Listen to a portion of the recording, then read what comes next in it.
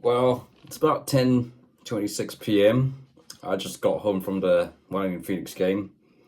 Look, they kind of say that it's best not to um, make a reaction video straight after it, particularly when there's been a lot of high emotion. And, and I guess you need time and I often say it's time to digest things, but, I'm not, I guess, obviously, while I'm, really devastated and disappointed with the dream is all over, that we're not going to make the grand final, and the result, of course, Knicks losing at home to Melbourne victory, and congratulations Melbourne victory. More on that shortly. But yeah, it's just devastating. And yeah, but you can feel a sense of pride at, because I mean, it's been a brilliant season, as I talked about in another video, which I won't go through it. And look, the guys did really well in the first leg in Melbourne, could come home and bring in a 0-0 result, and I think that certainly ramped up the expectation. And to be honest, I think they played, up to expectation. I don't think, there was some nerves, as you'd expect early, but once they settled in, they played. We absolutely dominated, and we created all those chances. And certainly, looking like the second half, we stepped up. Look, I guess should briefly talk about that. That incident that led to the penalty.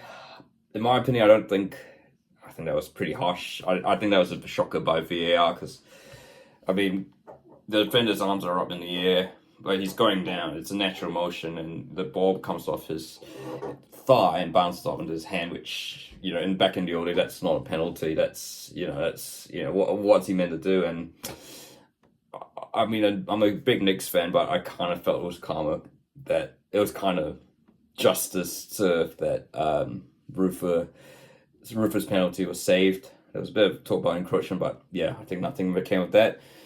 But yeah, look, up to the point, Crave should have scored. Barbaros had chances. We had, we were on all over Melbourne, and yeah, and then but I think you got to give them credit. They're a top quality side with a top quality coach, and they just, they've been in this stage more often than we have, and they showed their experience and quality. And Aman Traore with a superb goal, and that, and we thought that was going to be the goal that settled everything. But upsets Oscar Sawada in what has been his last, turned out to be his last game for the Phoenix, as I kind of predicted.